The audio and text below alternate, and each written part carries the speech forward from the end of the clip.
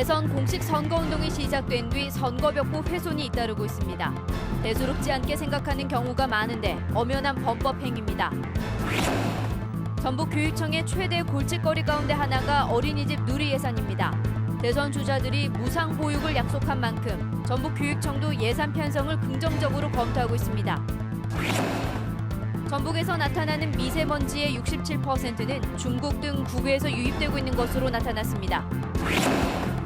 전주시가 국제영화제의 안정적인 운영을 위해 부산처럼 영화의 전당 건립을 추진하고 있습니다. 절차와 과제를 살펴봤습니다. 여러분 안녕하십니까? JTV 8시 뉴스입니다.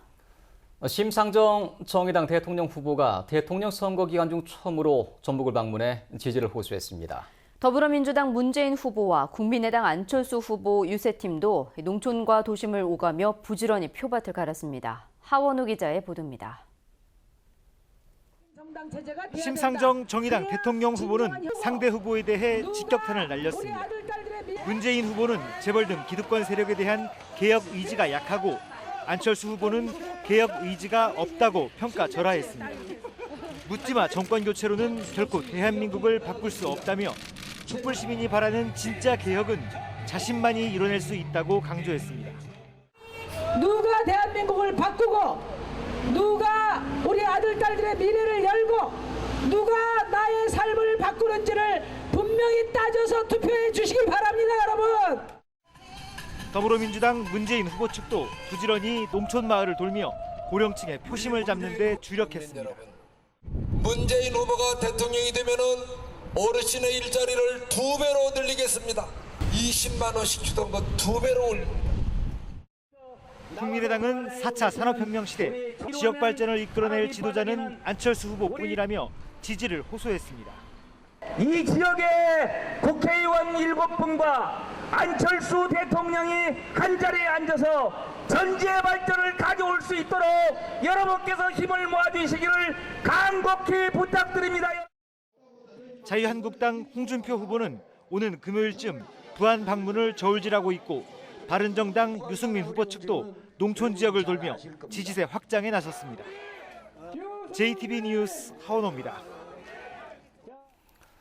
19대 대선 공식 선거운동이 시작되면서 선거 벽보나 현수막이 계속 훼손되고 있습니다. 특정 후보가 싫다, 술김에 그랬다. 이런 이유가 대부분인데요. 모두 엄연한 범법 행위입니다. 주혜인 기자가 보도합니다. 한 여성이 화물차와 담벼락 사이에 좁은 틈을 비집고 들어갑니다. 한 곳에 멈춘 여성은 한참 동안 자리를 떠나지 않고 바쁘게 움직입니다. 74살 송모 씨는 한 후보의 선거 벽보를 훼손한 혐의로 경찰에 붙잡혔습니다. 이곳에서 송 씨는 특정 후보가 싫다는 이유만으로 선거 벽보를 손으로 찢고 바닥에 내팽개쳤습니다. 지난 17일 공식 선거운동이 시작된 이후 전북에서는 모두 8건의 벽보나 현수막 등 외부 홍보물 훼손 사건이 발생했습니다. 대부분 일반 시민들이 우발적으로 저지른 범죄입니다. 최근에 저희 완산관 내에서 선거 벽보 훼손 사건이 연달아 3건 발생을 했습니다.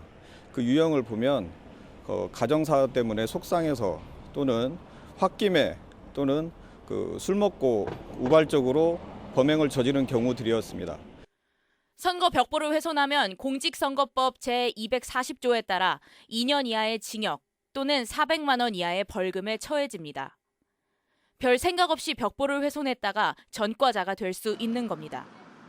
선거 벽보와 현수막은 후보자들이 자신의 이름과 얼굴, 공약 등을 알릴 수 있는 중요한 선거운동 수단입니다. 선거 벽보를 훼손하면 후보자는 정견과 홍보에 관한 사항을 유권자에게 알릴 수가 없고 유권자는 후보자를 길거리에서 한눈에 비교하는 데 지장이 많습니다. 후보자들의 자유로운 경쟁과 공정한 선거를 위한 성숙한 시민의식이 필요해 보입니다. JTB 뉴스 주혜인입니다. 전라북도가 전북에서 잇따라 열리는 국제행사에 새 대통령의 참석을 건의하기로 했습니다.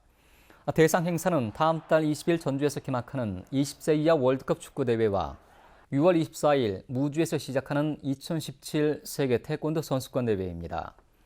이와 함께 다음 달 31일 새만금에서 열리는 제22회 바다의 날 기념식에는 국무총리의 참석을 건의하기로 했습니다. 무소속인 전주시의회 이완구 의원과 부안군 의회 박천호, 김영대 의원 등 3명이 국민의당에 입당했습니다. 이들은 대한민국의 미래와 4차 산업혁명을 이끌 대통령 후보를 안철수 후보로 확신한다며 국민의당에 입당해 정의로운 나라를 만들겠다고 밝혔습니다. 이로써 국민의당 전북도당 소속 기초의원은 51명으로 늘었습니다.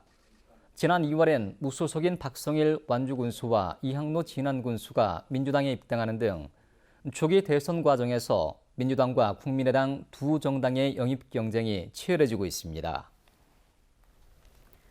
전북교육청의 최대의 골칫거리 가운데 하나가 어린이집 누리 예산이었는데요. 올해는 누리 예산 파행 사태가 빚어지지 않을 것으로 보입니다. 대선 주자들이 무상 보육을 약속한 만큼 전북교육청도 예산 편성을 긍정적으로 검토하고 있습니다. 조창현 기자의 보도입니다. 올해 필요한 어린이집 누리 예산은 739억 원입니다. 이 가운데 5월까지 필요한 예산 307억 원은 이미 편성돼 집행하고 있습니다. 지난해 여야 합의로 제정된 유아교육지원 특별회계법에 따라 지원된 예산입니다. 문제는 6월부터 어린이집에 지원할 예산이 없다는 것입니다. 전북교육청은 특별회계 지원금 외에는 추가 편성이 없다는 입장을 고수해왔습니다. 하지만 대선 주자들이 무상보육에 국가 지원을 약속하고 정권 교체 가능성이 높아지면서 입장 변화를 고려하고 있습니다. 지난해 17개 시도교육청 가운데 어린이집 누리 예산을 지급하지 않은 곳은 전북교육청이 유일합니다. 정치적인 상황도 그렇고 저희도 여러 가지로 고민을 하고 있고 또 7월 추경 이전에는 어린이집 부분이 그 누리과정을 편성할지 안 할지에 대한 그런 검토를 충분히 거쳐서 그렇게 하도록 하겠습니다. 또 다른 쟁점은 교육부가 올해 전북교육청의 예산을 지난해 편성하지 않은 누리 예산만큼 삭감한 것입니다. 삭감한 예산은 762억 원으로 그만큼 초중등 교육 예산에 써야 할 돈이 줄어든 것입니다. 전북교육청은 이 신청에 이어 법적 검토를 거쳐 행정소송까지 고민하고 있지만 타 시도 교육청과의 형평성 문제 때문에 삭감된 예산을 받아내기는 힘들 것으로 보입니다. 지난 3년간 치열한 공방을 벌여온 어린이집 누리 예산 문제가 장미 대선 이후 타협안을 만들어낼 수 있을지 주목됩니다. JTB 뉴스 조창현입니다. 전북도의회가 대선 후보들의 현대중공업 군산조선소 대책을 촉구하는 결의안을 만장일치로 채택했습니다. 도의회는 오는 6월로 예정된 군산조선소의 폐쇄가 불가피한데도 정부가 부실기업인 대우조선해양에만 10척의 대형 유조선 건조를 몰아주는 등 특혜가 심각하다고 주장했습니다. 도의회는 새로 뽑힐 대통령이 군산조선소의 해법을 내놓지 않는 한 군산 경제가 무너질 수밖에 없다며 정당 대선 후보들에게 신속한 대응을 촉구하는 결의안을 보냈습니다. 전북연구개발특구가 전국 5개 특구를 대상으로 한 정보평가에서 중위권을 기록했습니다. 전북연구개발특구는 미래창조과학부가 실시한 연구개발특구 평가에서 대구와 부산에 이어 3위를 기록했습니다. 이번 평가에 따라 전북연구개발특구는 인센티브로 20억 원가량을 지원받습니다. 하루가 멀다 하고 발생하는 미세먼지 때문에 많은 분들이 고생하고 있죠. 전북에서 나타나는 미세먼지의 67%는 중국 등 국외에서 유입되는 것으로 드러났습니다. 송창용 기자가 보도합니다. 미세먼지는 지난주에도 어김없이 기승을 부렸습니다. 19일부터 22일까지 나흘 연속 나쁨 수준을 보였습니다. 19일에는 올 들어 6번째로 미세먼지 주의보가 발령되기도 했습니다. 미세먼지가 너무 많아갖고요. 진짜 아닌가라 눈도 딱하긴 딱했어요. 근데 너무 많고 목도 아프고 기침도 하고 이게 코도 좀 빡빡하고 그랬어요. 전라북도 보건환경연구원이 한국국토정보공사와 함께 전북 미세먼지 발생 원인을 처음으로 분석했습니다. 그 결과 67%가 중국 등 국외에서 유입되고 나머지 33%는 전북 등 국내에서 발생하는 것으로 나타났습니다. 국내에서 발생하는 미세먼지의 경우 공장의 영향이 50%로 가장 컸고 27%가 지형, 18%가 도로의 영향을 받았습니다. 전북의 미세먼지 측정소들이 서쪽에 집중돼 미세먼지 농도가 전국에서 상대적으로 높게 나타나고 있지만 실제 미세먼지 배출량은 제주를 제외하면 가장 적었습니다. 그리고 미세먼지의 화학적 성분을 활용해서 도내 발생원을 기준으로 한 배출 시설별로 분류하고 세부적인 원인을 좀 더 분석해 나갈 그럴 계획이 있습니다.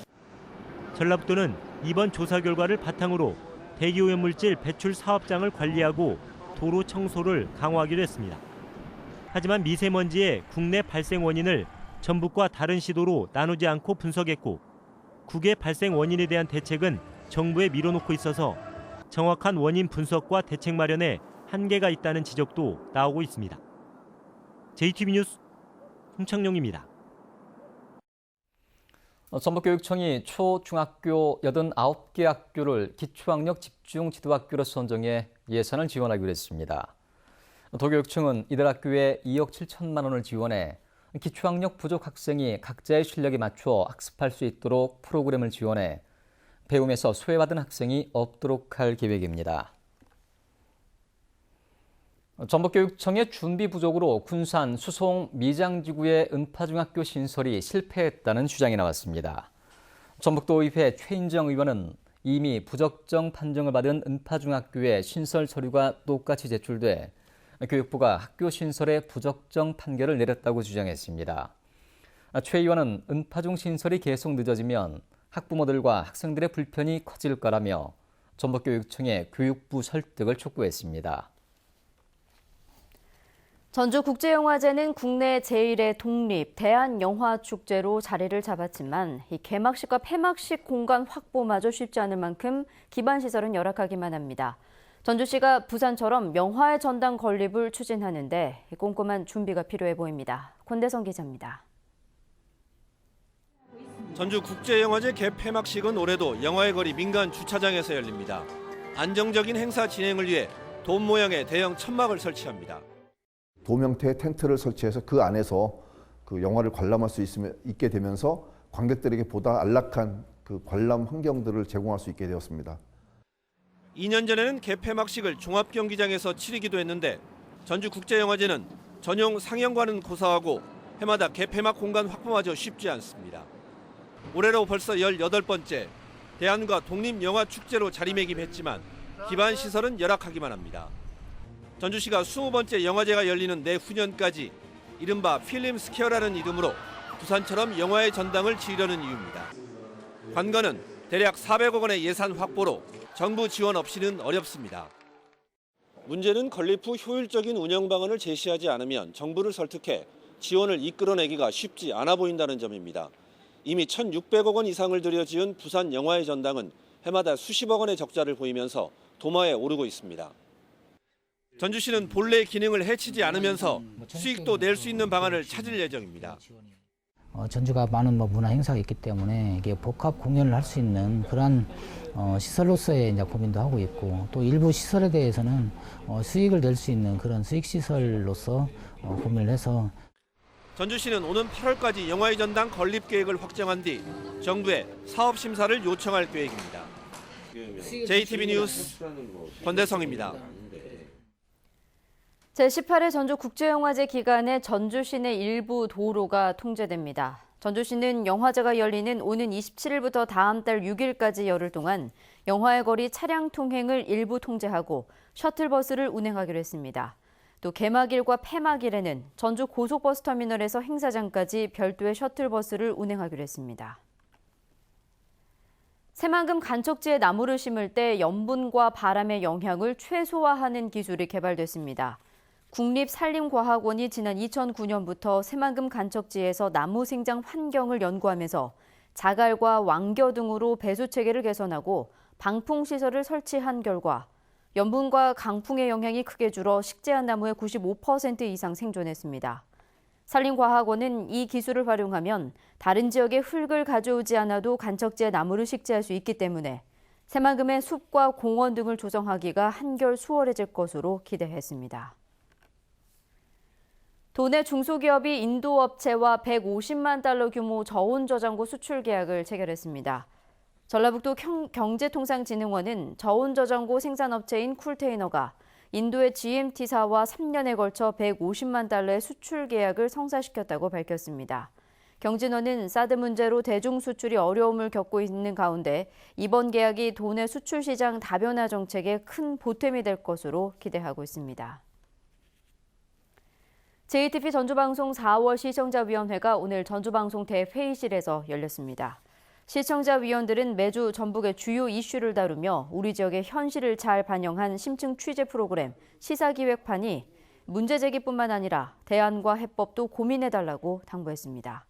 JTBC 전주방송 김태곤 대표이사는 시사 프로그램의 인력을 강화해 전북의 새로운 의제 설정에 앞장서겠다고 말했습니다. 전북체육회 카누팀 이순자와 최민지가 국가대표에 선발됐습니다. 두 선수는 완주 구의저수지에서 열린 국가대표 선발전 여자부 K1 500m에서 나란히 1, 2위에 올라 태극마크를 달았습니다. 특히 이순자는 고등학교 3학년 때부터 22년째 국가대표 자리를 지키게 됐습니다. 20대 여성을 성폭행한 혐의로 검찰 조사를 받아온 전 전북도청 공무원 A씨에 대해 검찰이 무혐의 처분을 내렸습니다. 전주지검은 모텔 CCTV 등 여러 증거 등을 살펴보았을 때 성폭행 혐의를 뒷받침할 만한 증거가 발견되지 않았다며 혐의 없음으로 수사를 종결했습니다. A씨는 지난해 12월 전주의 한 모텔에서 20대 여성을 성폭행한 혐의로 파면당했습니다. 음주 단속 중이던 경찰관을 차에 매달고 달아나다 다치게 한 30대가 경찰에 붙잡혔습니다. 익산경찰서는 특수 공무집행방해 치상 혐의로 38살 이모 씨에 대해 구속영장을 신청했습니다. 이 씨는 지난 21일 밤 10시 20분쯤 익산시 부송동 한 도로에서 음주 단속을 하던 경찰관을 밀친 뒤 또 다른 경찰관을 30m가량 차에 매달고 달려 다치게 한 혐의입니다. 전북은 오늘 맑은 날씨를 보였습니다. 내일은 대체로 흐리고 밤부터 비가 시작돼 모레 새벽까지 이어지겠습니다. 예상 강우량은 5mm 안팎입니다. 아침 최저 기온은 9도에서 13도, 낮 최고 기온은 19도에서 22도로 오늘보다 1, 2도가량 낮겠습니다. 미세먼지 농도는 보통 수준이 예상됩니다. 전주기상지청은 내일 새벽부터 아침까지 서해안 지방을 중심으로 짙은 안개가 낄 것으로 보여 운전자들의 주의를 당부했습니다.